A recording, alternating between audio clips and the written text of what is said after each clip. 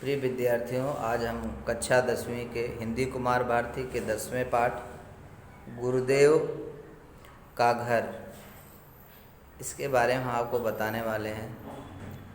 ध्यानपूर्वक बच्चों वीडियो के अंत तक बने रहिए, आपको पूर्णतः समझ में आएगा।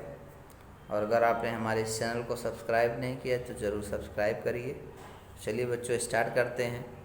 इसकी जो लेखिका हैं वह है निर्मल वर्मा। इनका जन्म 1929 शिमला हिमाचल प्रदेश और मृत्यु 2005 में हुआ। इन्होंने इस रचना में जो है प्रसिद्ध लेखक निर्मल वर्मा जी ने अपने प्रिय मित्र श्री जयशंकर जी को लिखा है, एक पत्र लिखा है। प्रथम पत्र में गुरुदेव रविन्द्रनाथ टैगोर के मकान, शांति निकेतन, पश्चिमी बंगाल के प्राकृतिक सौंदर्य तथा दिल्ली के बसंत की चर्चा की गई है। और अगले पत्र में दूसरे पर निर्भर न रहकर अपने आप काम करने, अध्ययन एवं लेखन को संबल बनाने की प्रेरणा दी गई है। तो चलिए बच्चे देखिए, पहले पत्र में गुरुदेव, देखिए बच्चों, रविन्द्रनाथ ठाकुर का गुरुदेव नाम से, रविन्द्रनाथ टैगोर जी ने बोला जाता है, उनको गुरुदेव नाम से पुकारा जाता था। तो प्रिय जयशंकर जी, आपके 2 पत्र मिले, मैं शीघ्र उत्तर दे सका। पिछले दिनों में कोलकाता गया था भारतीय भाषा परिषद के निमंत्रण पर। वहाँ कुछ बहुत पुराने मित्रों से मुलाकात हुई। लोगों के अति सत्कार और स्नेह सद्भावना से यानी प्रेम से बहुत अधिक अभिभूत हुआ। इस बार काफ़ी लंबी अवधि बाद कोलकाता जाना हुआ। मैं बहुत उत्सुकता से अपने इस प्रिय शहर को पुनः देखने की प्रतीक्षा कर रहा था। कोलकाता से अधिक स्मरणीय, यादगार, स्मरणीय मतलब बच्चों क्या होता है? यादगार। किंचित यानी कभी भी कहीं भी, उदास स्मृति यानी यादें शांति निकेतन की है। तो देखिए बच्चों, शांति निकेतन जो है कोलकाता में है, एक विश्वविद्यालय के नाम से भी जाना जाता है, जिसके संस्थापक श्री रविन्द्रनाथ ठाकुर जी थे। जहाँ पहली बार जाने का मौका मिला, रविन्द्रनाथ का घर या बहुत से घर जहाँ वह समय समय पर रहते थे, देखते हुए लगता रहा जैसे उनकी आत्मा अभी भी वहाँ पर कहीं आसपास भटक रही हो। मैंने बहुत से दिवंगत लेखकों, दिवंगत यानी मृतक लेखकों के गृह स्थान यूरोप में देखे थे, लेकिन शांति निकेतन का अनुभव कुछ अनूठा था। जैसे किसी की अनुपस्थिति वहाँ हर पेड़, घड़ी, पत्थर पर बिछी हो। मैंने वे सब पेड़ हाथों से छुए जिन्हें गुरुदेव रवि बाबू ने खुद रोपा था, यानी उन्हें लगाया था, जिनमें नामों का उल्लेख कितनी बार उनके गीतों में सुना था। एक दिन हम शांति निकेतन से कुछ दूर उस ग्राम्य प्रदेश को देखने भी गए जहाँ पावा नदी बहती है।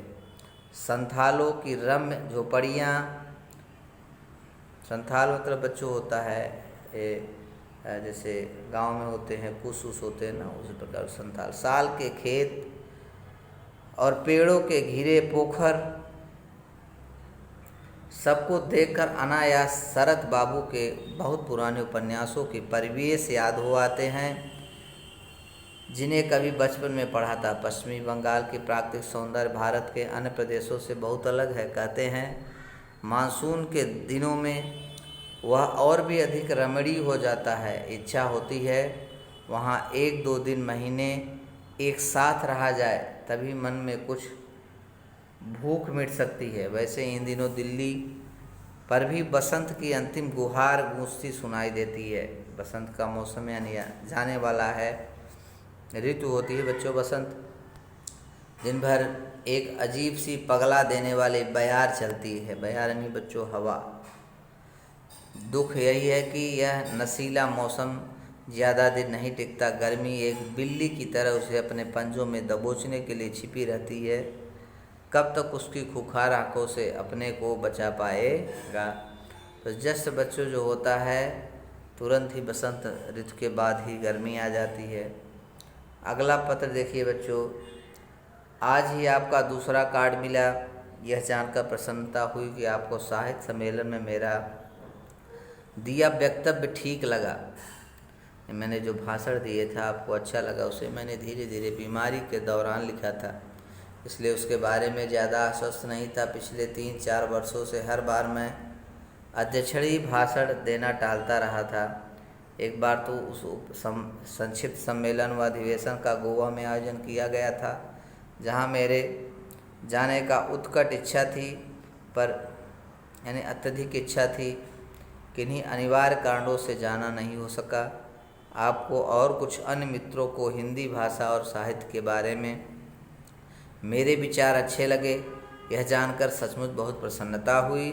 आपके पिछले एक पत्र में उदासी और अकेलेपन का दबा सा स्वर था, जिसने मुझे काफ़ी परेशान किया। मैं सोचता हूँ आपको अब बहुत कुछ अपने जीवन का दूसरे पर निर्भर न रहकर स्वयं अपने काम, अध्ययन और लेखन का संबल बनना होगा।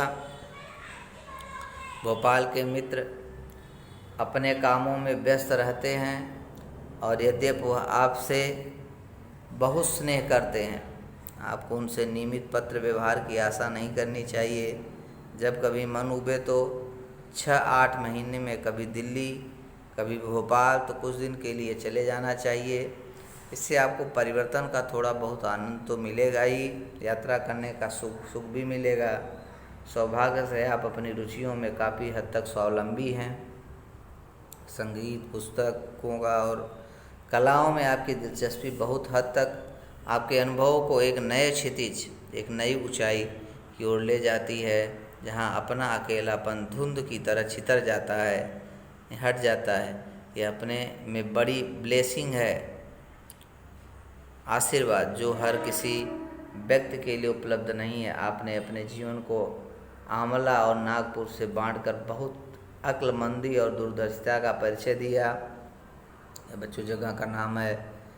आप जब चाहे अकेले भी रह सकते हैं और ज़रूरत पड़ने पर परिवार और मित्रों के सानिध्य यानी बीच का सुख भी उठा सकते हैं। मैं समझता हूँ यह अच्छा उपाय है, जब तक कि उससे कोई बेहतर विकल्प नहीं ढूंढ लेते। मुझे खुशी है कि आप इन दिनों फ्लाबेर के पत्र पढ़ रहे हैं। रिल्के के पत्रों की तरह वह मुझे बहुत ही प्रेरणादायक लगते थे। कैसे एक व्यक्ति अपने समुचे जीवन को अपने लेखन की प्रति समर्पित कर देता है, और सचमुच यही सही अर्थों में एक साधक थे, तपस्वी। उनका जीवन ही उनका लेखन और लेखन उनका जीवन था। मैं आजकल अलका सरावगी का नया उपन्यास कोई बात नहीं पढ़ रहा हूँ। मुझे यह बहुत अच्छा लग रहा है। आशा है कि आप उसे पढ़ पाएंगे। जब विजय शंकर नागपुर जाएंगे, उनके हाथ में उस उपन्यास को आपको भिजवा दूंगा। आपकी माँ अब कैसी हैं? नागपुर में आप कब तक रहेंगे? सस्नेह, आपका निर्मल। देखिए, पत्र के माध्यम से बच्चों बताया गया एक पत्र है। ध्यानपूर्वक इसको समझिए, आपको पूर्णतः समझ में आएगा। तो आज के लिए इतना है बच्चों, इसे पूर्णतः देखिए और समझने की कोशिश करिए। धन्यवाद।